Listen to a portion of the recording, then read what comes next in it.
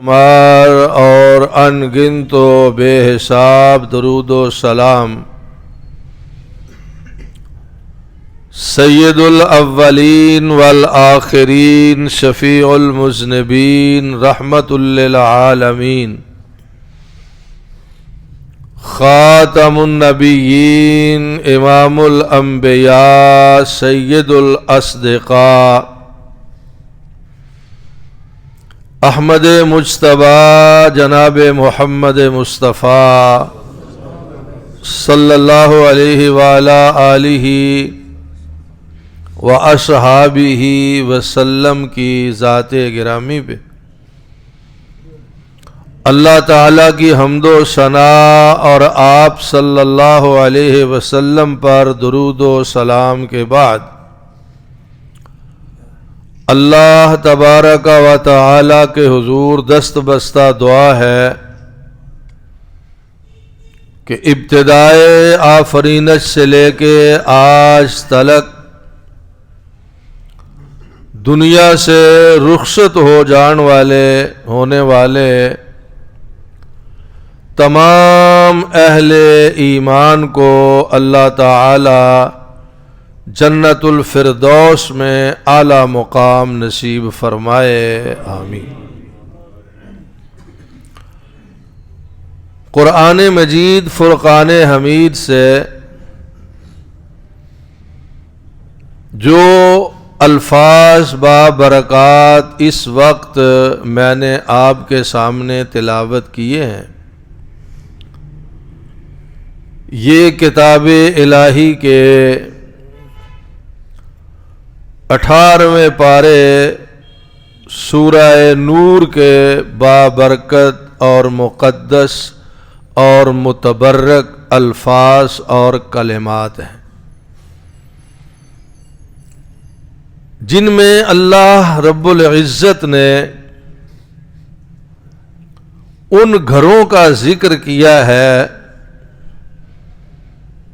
اور ان کے فضائل اور خصائص اور مقاصد بیان فرمائے ہیں، جنہیں قرآن و حدیث کی اصطلاح میں بیوت اللہ کہا جاتا ہے، اللہ کے گھر کہا جاتا ہے۔ اس آیت طیبہ کا آغاز بھی اسی لفظ سے ہوا ہے کہ فی بیوت اذن اللہ ان ترفع، لوگوں کو ہدایت ان گھروں سے ملے گی جن گھروں کو بلند کرنے کا، اونچا کرنے کا، خوبصورت بنانے کا، بہترین بنانے کا اور خوش منظر بنانے کا، ان ترفع اونچا کرنے کا اللہ تعالیٰ نے حکم دیا ہے۔ وہ گھر کون سے ہیں؟ وہ بیوت اللہ کون سے ہیں؟ وہ بلند و بالا عمارتیں کون سی ہیں؟ وہ خوبصورت مقامات کون سے ہیں جنہیں بیوت اللہ، اللہ کے گھر ہونے کا شرف حاصل ہے؟ وہ اللہ کی مسجدیں ہیں، سجدہ گاہ ہیں، سجدہ کرنے کی جگہ ہیں، نماز پڑھنے کے مقامات ہیں۔ اللہ تعالیٰ نے پہلا حکم ان الفاظ میں یہ دیا ہے کہ اللہ کے گھروں کو یعنی مساجد کو، ان کو ان ترفع رفیع الشان ہونا چاہیے، بڑا خوبصورت ہونا چاہیے، بہترین ہونا چاہیے، خوش کن ہونا چاہیے کہ دیکھنے والا جب اللہ کے گھر کو دیکھے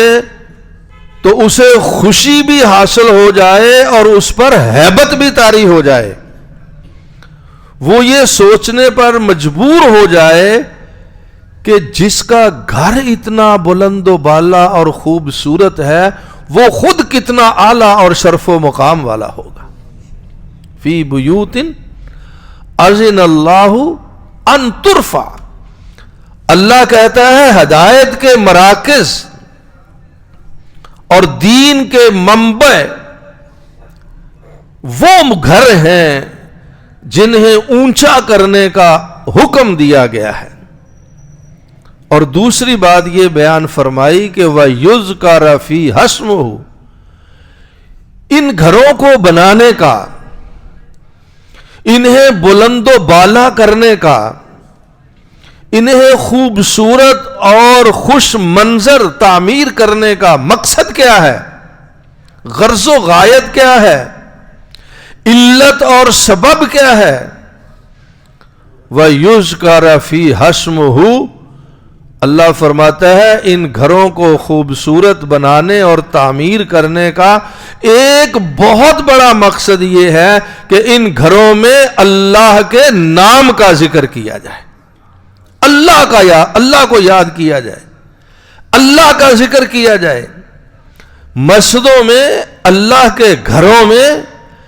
اللہ کے سوا کسی اور کو یاد نہ کیا جائے، اللہ کے سوا کسی اور کو نہ پکارا جائے. وَأَنَّ الْمَسَاجِدَ لِلَّهِ،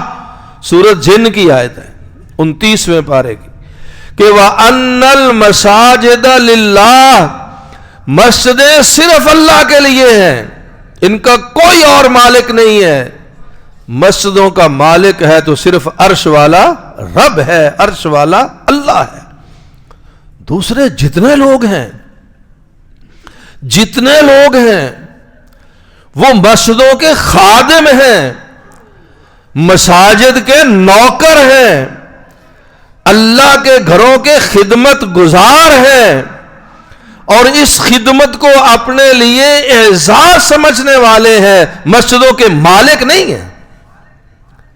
ان المساجد للہ، مسجدوں کا مالک صرف اللہ ہے. مسجدیں تعمیر کی جاتی ہیں، بلند و بالا بنائی جاتی ہیں، خوبصورت بنائی جاتی ہیں، تو للہ صرف اللہ کے لیے بنائی جاتی ہیں. فلا تدعوا مع اللہ احدا، اللہ فرماتا ہے لوگو، جس اللہ کے لیے تم نے مسجدوں کو بنایا ہے اس اللہ کے ساتھ کسی اور کو نہ پکارا کرو، کسی اور سے دعا نہ کیا کرو، کسی اور سے نہ مانگا کرو. آج جس ماحول اور معاشرے میں ہم رہ رہے ہیں، زندگی گزار رہے ہیں، بہت سارے ایسے مراکز ہیں، بہت ساری ایسی مساجد ہیں، بہت سارے ایسے گھر ہیں جن کو بیوت اللہ، اللہ کے گھر تو کہا جاتا ہے، لیکن وہاں اللہ کے سوا اوروں کی پوجا ہوتی ہے، یا اللہ کے ساتھ اوروں کو پوجا جاتا ہے. اللہ کے علاوہ اور اللہ کے ساتھ غیروں سے دعائیں مانگی جاتی ہیں، مسجدوں میں غیر اللہ کو پکارا جاتا ہے. اللہ فرماتا ہے نہیں، وَأَنَّ الْمَسَاجِدَ لِلَّهِ، جب تم نے مسجدیں اللہ کے لیے بنائی ہیں تو پھر فَلَا تَدْعُوا مَعَ اللَّهِ أَحَدًا، اس اللہ کے ساتھ کسی اور سے دعا نہ مانگا کرو. یہاں للہ کا لفظ جو ہے کہ اللہ کے لیے ہے، یہ ہماری خاص توجہ کا متقاضی ہے کہ مساجد کو بنانے کا، مساجد کو تعمیر کرنے کا، ان پر کروڑوں اور لاکھوں روپیہ صرف اور خرچ کرنے کا مقصد، میرے عزیز بھائیوں اور بزرگوں، ریاکاری نہیں ہونی چاہیے، دکھلاوا نہیں ہونا چاہیے، نمود و نمائش کے جذبات نہیں ہونے چاہیے، لوگوں سے تعریفی کلمات سننے کی تمنا اور آرزو نہیں ہونی چاہیے. اگر دل کے کسی کونے اور گوشے میں یہ نیت آ گئی، یہ احساس پیدا ہو گیا، یہ تصور آ گیا، یہ خیال آ گیا کہ لوگ کہیں گے کہ یار بڑی خوبصورت مسجد ہے، فلاں نے بڑی محنت کی ہے، لوگ اپنی نیت نہ ہو تعریف سننے کی، لوگ کرتے رہے وہ گناہ نہیں ہے. لیکن اگر اپنے دل میں یہ بات آ گئی کہ میں یہ سب کچھ اس لیے کر رہا ہوں کہ لوگ میری تعریف کریں گے، تو اللہ کے رسول علیہ الصلوۃ والسلام کا فرمان ہے لوگ تعریف کریں یا نہ کریں، تیرا عمل ضائع ہو چکا ہے، بیکار ہو چکا ہے، عبث ہو چکا ہے، فضول ہو چکا ہے۔ صحیح مسلم شریف میں حدیث ہے، آپ صلی اللہ علیہ وآلہ وسلم کے دوہرے داماد سیدنا عثمان بن عفان رضی اللہ تعالیٰ عنہ فرماتے ہیں کہ مدینہ طیبہ میں ایک ایسا مرحلہ آیا، وقت آیا کہ مسجد نبوی، مسجد الرسول، آپ صلی اللہ علیہ وسلم کی مسجد کی جگہ کم پڑ گئی، چھوٹی محسوس ہونے لگی، نمازی بڑھ گئے۔ اللہ کرے کہ ہمارے ہاں بھی مسجدیں چھوٹی پڑ جائیں اور مسجدوں میں نمازیوں کی تعداد زیادہ ہو جائے۔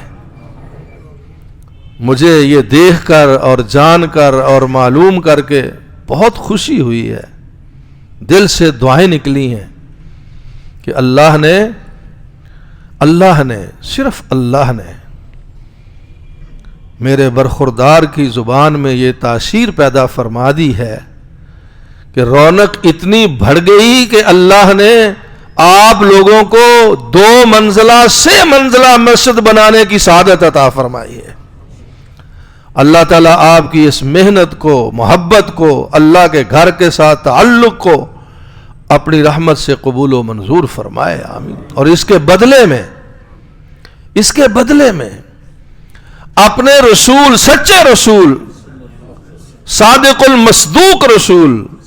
صلی اللہ علیہ وسلم کی زبان نبوت و رسالت سے نکلے ہوئے ان الفاظ کے مطابق کہ جو دنیا میں اللہ کے لیے، پھر بات وہی آئے گی، اللہ کے لیے مسجد بناتا ہے، بن اللہ لہ بیتن فی الجنہ، اللہ اس کے لیے بدلے میں جنت میں محل تیار فرما دیتا ہے۔ یہ صحیح مسلم کی حدیث ہے، اور سنن ابن ماجہ میں تو صحیح حدیث ہے، حسن درجے کی روایت ہے، بڑی دلچسپ اور بڑی خوش کن حدیث ہے میرے رسول صلی اللہ علیہ وسلم۔ آپ نے فرمایا جو مسلمان دنیا میں چڑیا کے گھونسلے جتنی مسجد بناتا ہے، حالانکہ چڑیا کے گھونسلے جتنی مسجد ہوتی نہیں ہے، لیکن اللہ کے رسول نے امت کو خوشخبری سنائی ہے، خوش کیا ہے امت کو، بشارت سنائی ہے، حقیقت بیان فرمائی ہے کہ میرا جو امتی دنیا میں چڑیا کے گھونسلے جتنی بھی مسجد بناتا ہے، یعنی مسجد کے لیے اتنی محنت کرتا ہے، صرف اتنا خرچ کرتا ہے جتنا چڑیا کے گھونسلے کو بنانے کے لیے خرچ کیا جاتا ہے، فرمایا اللہ اس کے بدلے میں بھی جنت میں اس کا محل تیار فرما دیتا ہے۔ لہذا یہ کبھی نہ سوچئے کہ میرے 10 20 100 1000 2000 روپے سے مسجد کا کیا بن جائے گا، یہاں تو لاکھوں کی کروڑوں کی بات ہے۔ نہیں، اپنی بساط کے مطابق، اپنی استطاعت کے مطابق، اپنی مالی حیثیت کے مطابق، اپنے وسائل اور اسباب کے مطابق جو شخص خلوص نیت سے اللہ کی رضا کے لیے چڑیا کے گھونسلے جتنا اللہ کا گھر بناتا ہے، رب اس کے بدلے میں جنت میں اس کا محل تیار فرما دیتا ہے، محل تیار فرما دیتا۔ یہ اس حدیث کا پس منظر میں عرض کرنے لگا تھا کہ مسجد نبوی تنگ ہو گئی، نمازی بڑھ گئے، مسلمانوں کی تعداد زیادہ ہو گئی۔ سب سے پہلے مدینہ طیبہ تشریف آوری کے بعد جس نے مسجد نبوی کے لیے جگہ خرید کر دی، اپنی گرہ سے، اپنی جیب سے سارے پیسے لگائے اس جگہ پر، اس ہستی کا نام سیدنا ابو بکر صدیق رضی اللہ تعالی عنہ ہے۔ وہ ہمارے استاد محترم حضرت مولانا محمد اعظم صاحب رحمۃ اللہ تعالی علیہ فرمایا کرتے تھے کہ رسول اکرم صلی اللہ علیہ وآلہ وسلم کی کامیابیوں میں، کامرانیوں میں اللہ کا فضل تو شامل حال ہے ہی تھا ہی، اس میں کوئی شک نہیں ہے، لیکن آپ کے دین کو پھیلانے میں، وسعت دینے میں، نشر و اشاعت کرنے میں، آپ کو مضبوط بنانے میں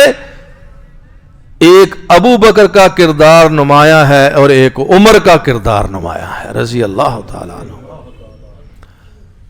وہ تو اپنے انداز سے فرمایا کرتے تھے کہ ہر عالم کے لیے ایک ابو بکر جیسا ساتھی ہونا ضروری ہے اور ایک عمر جیسا ساتھی ہونا ضروری ہے۔ ابو بکر جیسا کہ جو دین کے لیے اپنا سب کچھ قربان کر دے، سب کچھ قربان کر دے، دین کے مراکز کے لیے، مساجد کے لیے، مدارس کے لیے، دین کی اشاعت کے لیے، قرآن و سنت کے لیے، اعلاء کلمت اللہ کے لیے، جہاد و قتال کے لیے اپنا سارا مال خرچ کر دے۔ وہ واقعہ تو آپ کو یاد ہے نا،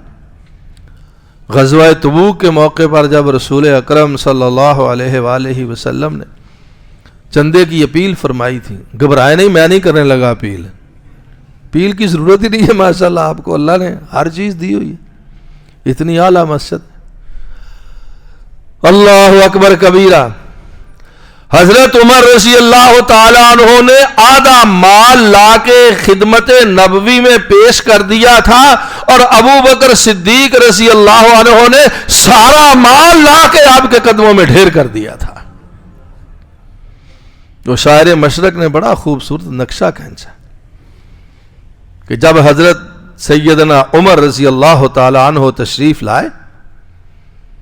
تو آپ نے پوچھا ما ابقیت فی بیتک یا عمر، حدیث کے الفاظ تو یہ ہیں، سنن ابی داؤد اور جامع ترمذی کی روایت۔ آپ نے پوچھا عمر گھر کیا چھوڑ کے آیا؟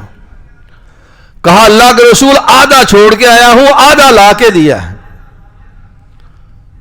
تو شاعر مشرق کے الفاظ ہیں کہ اتنے میں وہ رفیق نبوت بھی آ گیا۔ ابھی حضرت عمر سے رسول پاک کی یہ بات ہو رہی تھی کہ اتنے میں سیدنا ابو بکر صدیق رضی اللہ عنہ بھی تشریف لے آئے، اتنے میں وہ رفیق نبوت بھی آ گیا جس سے بنائے عشق و محبت ہے استوار، لے آیا اپنے ساتھ وہ مرد وفا سرشت، ہر چیز جس سے گھر میں ہو اعتبار۔ بولے رسول چاہیے فکر عیال بھی۔ آپ نے کہا ابو بکر گھر میں کیا چھوڑ کے آئے ہو؟ بولے رسول چاہیے فکر عیال بھی۔ کہنے لگا وہ عشق و محبت کا تاجدار، پروانے کو چراغ ہے بلبل کو پھول بس، صدیق کے لیے ہے خدا کا رسول بس۔ حدیث کے الفاظ ہیں، آپ نے پوچھا ابو بکر گھر میں بھی کچھ چھوڑا ہے؟ کہا اللہ کے رسول ابقیت لہم اللہ ورسولہ، جو کچھ تھا میں نے آپ کی خدمت میں لا کے پیش کر دیا ہے، گھر میں یا رب کا پیار چھوڑ کے آیا ہوں یا اس کے رسول کی محبت چھوڑ کے آیا ہوں، سب کچھ لے آیا ہوں۔ اللہ اکبر کبیرہ۔ تو میں یہ عرض کر رہا تھا کہ مسجد نبوی کے لیے جو سب سے پہلے جگہ خرید کر وقف کی، ساری قیمت جس شخص نے ادا کی، دنیا اسے سیدنا ابو بکر صدیق رضی اللہ عنہ کے نام سے جانتی ہے، جو اپنی ہر چیز اللہ کے رسول پہ لٹا دیا کرتے تھے، ہر چیز لٹا دیا کرتے تھے۔ بخاری شریف میں حدیث ہے، آپ نے فرمایا لو کنت متخذا خلیلا لاتخذت ابا بکر خلیلا، اگر میں دنیا میں کسی کو اپنا خلیل بناتا، گہرا دوست، رازدان، تو وہ ابو بکر کو بناتا، لیکن مجھے اللہ نے اپنا خلیل بنا لیا ہے، ابو بکر کے ساتھ میری دینی اخوت ہے، اسلامی بھائی چارہ ہے اور رشتہ داری۔ اور پھر آپ نے فرمایا تھا اپنی مرض الموت میں، اپنی زندگی کے آخری ایام میں آپ نے فرمایا تھا کہ جتنے لوگوں نے مجھ پر احسان کیے زندگی میں، جس کسی نے بھی کوئی نیکی کی، میں نے سب کے احسانات کا بدلہ چکا دیا ہے،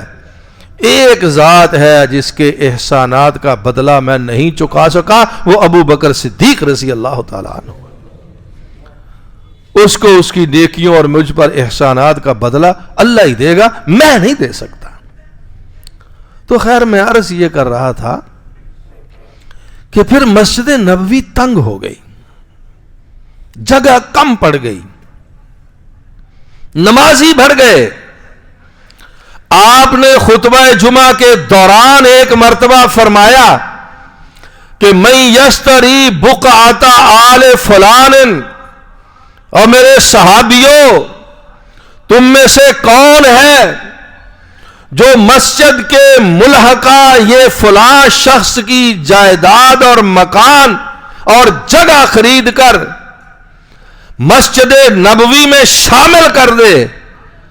اللہ کے رسول فرماتے ہیں جو یہ کام کرے گا میں اس کو ضمانت دیتا ہوں کہ رب اسے جنت کا داخلہ عطا فرما دے گا، میں ضامن ہوں اس کی جنت کا۔ مسجد پر پیسے لگانا یہ جنتی ہونے کی علامت ہے،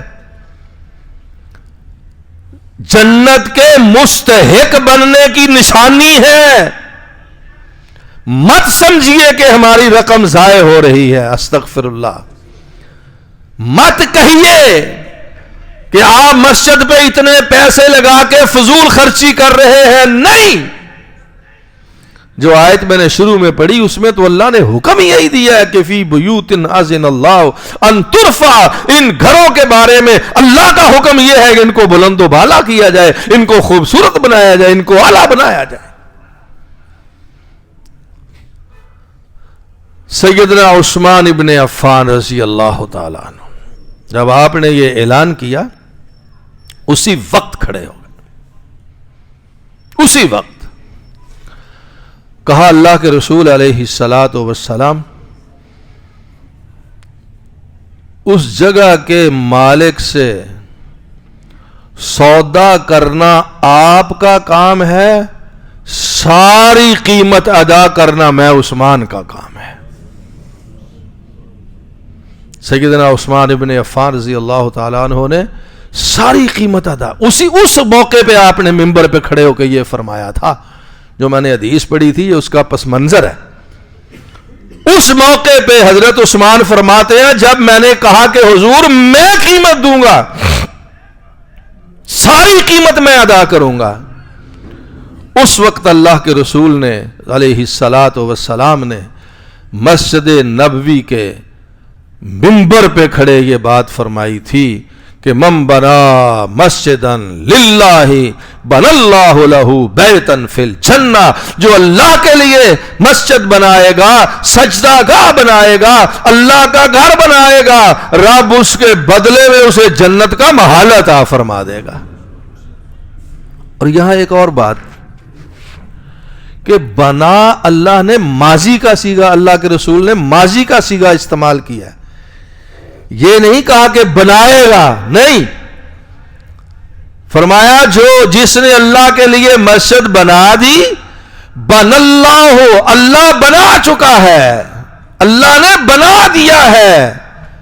بیتن فی الجنہ، اس کے لیے جنت میں محل تیار کر دیا ہے۔ تو بات میں نے یہاں سے شروع کی تھی کہ فی بیوت اذن اللہ ان ترفع،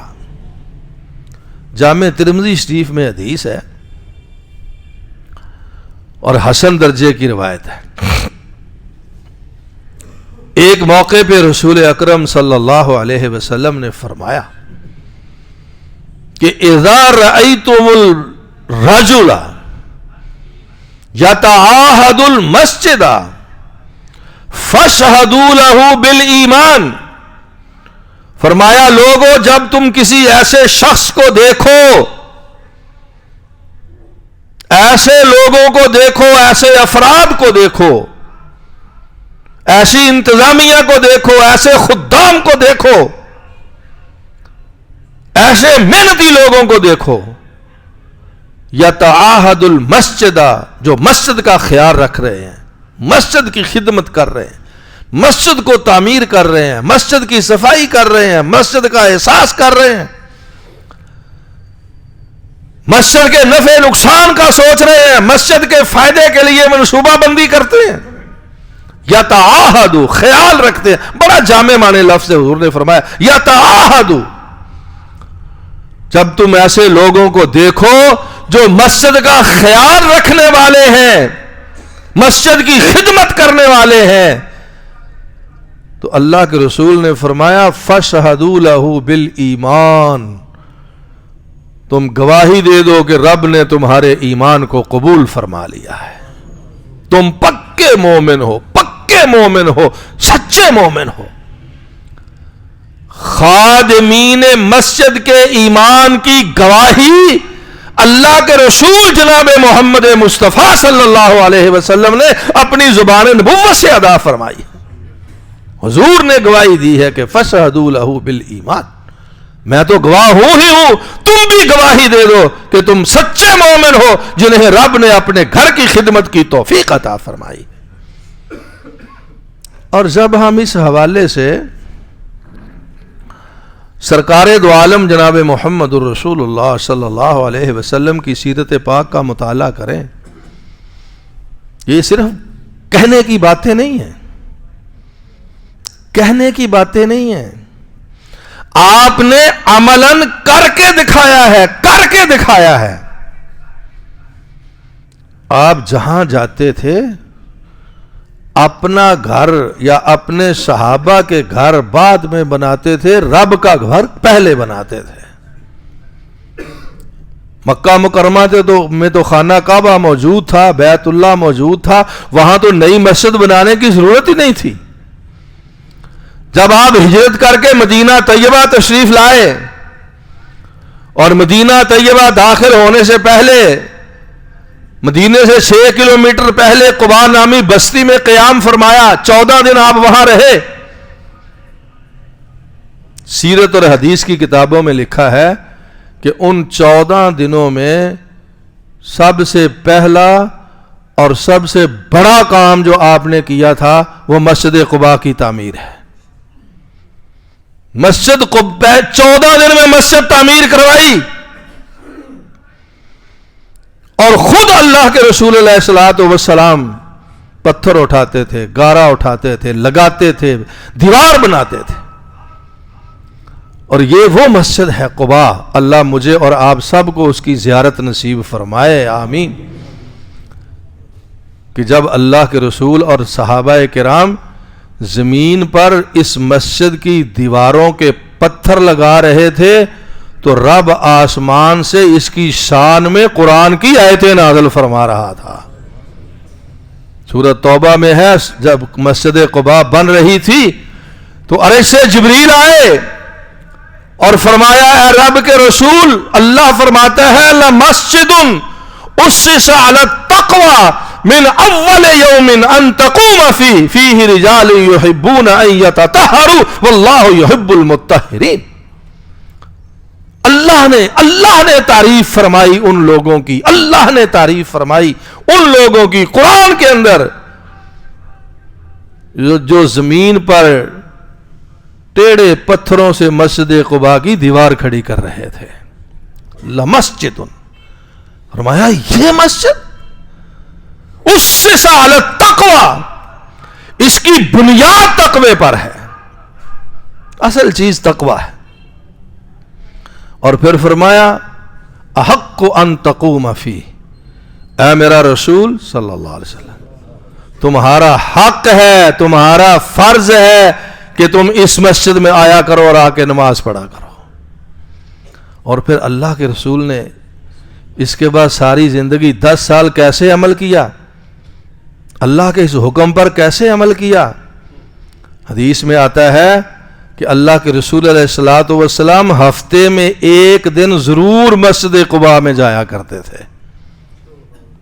کبھی سواری پر کبھی پیدل، دونوں حدیثیں ہیں۔ اور اللہ کے رسول علیہ الصلوۃ والسلام نے اس آنے جانے کی شان یہ بیان فرمائی کہ جو مدینے میں جہاں رہتا ہے وہاں اپنی رہائش گاہ سے وضو کر کے مسجد قباء جائے، وہاں نماز پڑھے، چاہے فرض پڑھے، چاہے نفل پڑھے، چاہے کوئی اور نماز پڑھے، اللہ کے رسول علیہ الصلوۃ والسلام فرماتے ہیں رب اسے عمرے کا اجر و ثواب عطا فرما دے گا۔ مسجد قباء کی 2 رکعتیں عمرے کے ثواب کے برابر ہیں، عمرے کے ثواب کے برابر ہیں۔ سوچنے والی بات یہ ہے میرے اور آپ کے کہ وہ بھی تو عام مسجدوں جیسی ایک مسجد ہی ہے نا، لیکن فرق یہ ہے کہ لمسجد اسس علی التقوی، اللہ کہتا ہے اس مسجد کی پہلی اینٹ ہی رب کے نبی نے تقوی پر رکھی تھی۔ تو قباء میں سب سے پہلے آپ نے مسجد بنائی، 14 دن کے بعد پھر مدینہ طیبہ تشریف لائے، اپنے حجرات بعد میں بنائے، اپنی بیویوں کے کمرے بعد میں بنائے، 6 مہینے آپ حضرت ابو ایوب انصاری رضی اللہ تعالی عنہ کے مہمان رہے۔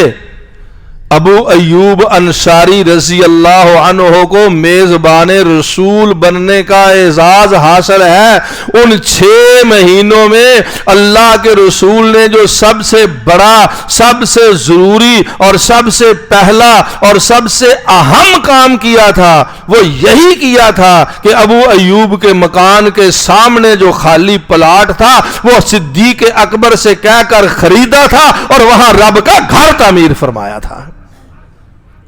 قباء گئے تو پہلے مسجد بنائی، مدینہ طیبہ گئے تو پہلے مسجد بنائی، مسجد بنائی،